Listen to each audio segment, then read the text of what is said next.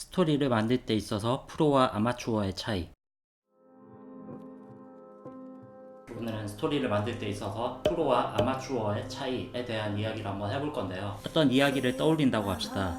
정말 계획도 없고 엉망인 이야기를 하나 주절주절 대보죠. 한 아이가 있습니다. 아빠는 재혼을 여러 번 하셨는데 새엄마들과 사이가 항상 좋지 않았습니다. 지금의 새엄마는 의사입니다. 자기보다 돈을 벌지 못하는 아빠를 무시합니다. 아빠는 자격지심이 있지만 내색하지 않으려 합니다. 아빠는 꿈이 있었거든요. 블라블라블라블라. 이 단계에서 아마추어의 경우 최초의 발상을 어떻게 하면 더 재밌게 보여줄까에 대한 고민을 합니다. 그 과정은 대략 이렇습니다. 아이의 아빠는 재혼을 여러 번 했고 지금 새엄마는 의사인데 사이가 그닥 좋지만은 않아. 그럼 아빠는 꿈을 향해 달려가지만 의사인 엄마는 돈도 안 되는 일에 매달려 있는 게 한심해서 아이에게 폭력을 휘두르겠지.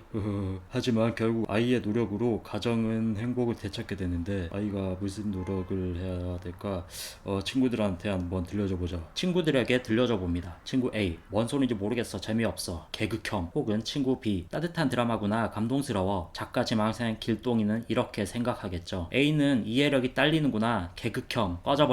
역시 B는 보는 눈이 있어. 비록 못생기고 냄새나지만 가는 길에 추파춥스라도 하나 물려줘야겠어. 흐뭇. 친구 B와 몇 번 정도 더 이야기를 해보다가 그게 만화가 되었건 소설이 되었건 어떤 형태의 컨텐츠로 만들어냅니다. 대중에게 혹은 공모전에 제출합니다. 광탈.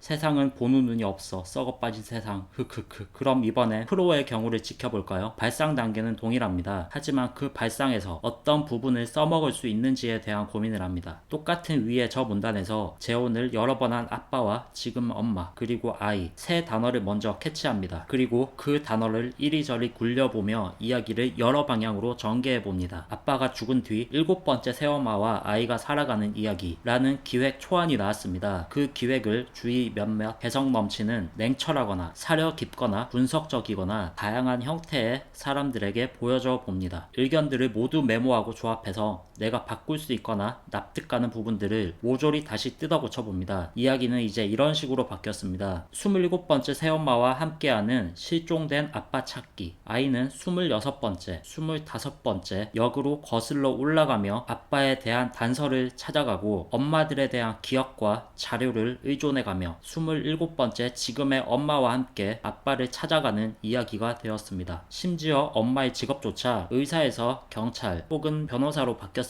그래야 이야기가 더 재밌게 풀려갈 것 같았거든요. 이야기의 목표는 아빠를 찾는 것이지만 아빠를 찾고 나서 어떻게 진행될지는 이야기를 조금 더 굴려보고 더 좋은 방향으로 수정하기 위해 남겨둡니다. 정리를 해보자면 아마추어의 경우에 최초 발상에 대한 맹신을 한다는 겁니다. 뭔가 엄청나고 대단한 것을 발견한 양 고이고이 간직하고 그 이야기의 뿌리, 그 이야기의 심연까지 내려가 버립니다. 그 이야기는 절대 훼손되어서는 안 되고 심지어 누군가 이야기에 대한 잔소리를 하면 화를 내고 눈물을 흘리기까지 합니다. 결국 끝까지 스토리를 밀어붙이며 어떻게 이 스토리를 더 재밌게 보여줄 수 있을까에 대한 고민만 합니다. 하지만 뿌리가 썩어있는 식물인데 꽃이 피지는 않겠죠. 상업 대중예술을 할 때 가장 중요한 건 그 컨텐츠가 재미가 있는가 여야 합니다. 내가 보여주고 싶은 이야기가 중심이 아니란 말이죠. 최초의 발상 단계에서 어떻게 재구성해야 더 재밌어지고 먹히는 이야기로 발전할까를 고민하는 게 프로의 스토리텔링이겠죠.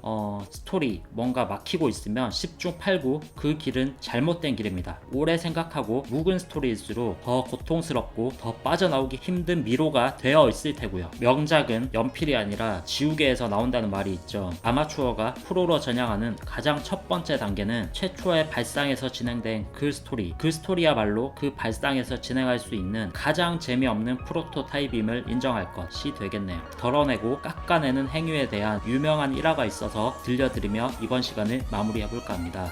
르네상스의 거장 미켈란젤로에게 제자들이 물었다. 선생님은 어떻게 다비드상 같은 멋진 작품을 창조할 수 있습니까? 그 질문에 대해 미켈란젤로는 기막힌 대답을 했다. 창조라니, 다비드는 이미 대리석 안에 존재하고 있었어.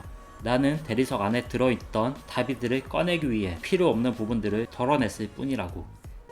이번 시간은 여기까지고요. 다음 시간에 또 찾아오겠습니다. 이 얘기할 때마다 너무 오그라드는데 구독과 좋아요 버튼을 눌러주시면 다음 컨텐츠 제작 더 힘내서 해보겠습니다. 마이 갓. 안녕히 계세요.